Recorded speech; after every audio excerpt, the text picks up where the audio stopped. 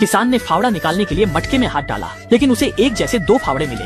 उसे याद था उसने एक ही रखा था, लेकिन इस पर ध्यान नहीं दिया। उसने फावड़ा मटके में फेंका। थोड़ा आगे बढ़ा तो मटके से सरसराहट आई। उसने मुड़कर हाथ डाला, देखा फावड़ा फिर दो हो गया। तब उसे समझ आया कि ये वही जादुई मटका है जिसके बारे में बड़े बुजुर्ग बात करते हैं। वो खुशी से पागल हो गया। वो लगातार मटके में फावड़े डालने लगा।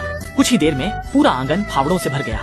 वो इन फावड़ों को बाजार ले गया और आधी कीमत पर बेच दिया। देखते ही देखते सारे बिक गए। सोने के भारी सिक्कों को हाथों में लेकर उसकी हंसी रुक ही नहीं रही थी। ये इतने पैसे थे जितने उसने अपनी पूरी जिंदगी में भी नहीं देखे थे। रात को घर लौटकर उसे सारे सिक्के भरने के लिए 10 से ज्यादा बोरियां लगी। उसने खुद को जोर से चिकोटी काटी। दर्द से उसे यकीन हो गया कि वो कोई सपना नहीं देख रहा है। अचानक उसे ख्याल आया कि जब मटका चीजें बढ़ा सकता है तो उसमें सोने के सिक्के डालने से क्या होगा। और जैसे ही उसने कोशिश की, वाकई में और भी सिक्के बन गए। इस तरकीब से वो जल्द ही इलाके का सबसे अमीर आदमी बन गया। अब वो न सिर्फ एक आलीशान हवेली में रहता था, बल्कि उसने 2 खूबसूरत पत्नियां भी रख ली थी। लेकिन जैसे जैसे वो अमीर होता गया, उसका स्वभाव बिगड़ता गया। अगर नौकर गलती से मछली ले आता तो वह उसे मारता पीटता और गालियां देता, कहता कि उनकी किस्मत खराब है और वे सेवा के लिए ही बने हैं। शायद वह भूल गया था कि मटका मिलने से पहले वह भी गरीब और मेहनती था। बचपन में उसके माँ बाप गुजर गए थे और उसके पास जमीन भी नहीं थी। उसने मेहनत मजदूरी से पैसे जमा किए और जमींदार से जमीन खरीदी। जब वह उम्मीद से जमीन देखने गया तो पता चला कि वह जंगली घास से भरी बंजर जमीन थी। वो बहुत दुखी हुआ, लेकिन उसने हार नहीं मानी। गुजारा करने के लिए उसने जमीन के सारे पत्थर हटाने और उसे खेती लायक बनाने का फैसला किया। उसे क्या पता था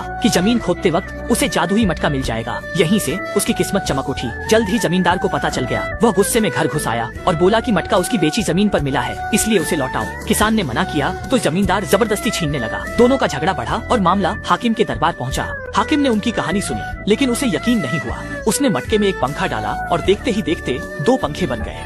हाकिम हैरान रह गया और उसके मन में लालच आ गया। उसने कोई बहाना बनाकर किसान और जमींदार दोनों को जेल में डाल दिया और फिर मटके को अपने घर भिजवा दिया। जैसे ही वो उस कीमती चीज का इस्तेमाल करने वाला था, उसके पिता अंदर आ गए। बुजुर्ग को अचार डालने के लिए मटका चाहिए था। जमीन पर रखा मटका देखकर लगा ये ठीक है और वो उसे उठाने लगे। अचानक पैर फिसला और वो मटके में गिर गए। हाकिम जब अपना जेड का मेंढक लेकर लौटा, उसने मटके से 2 हाथ निकलते देखे।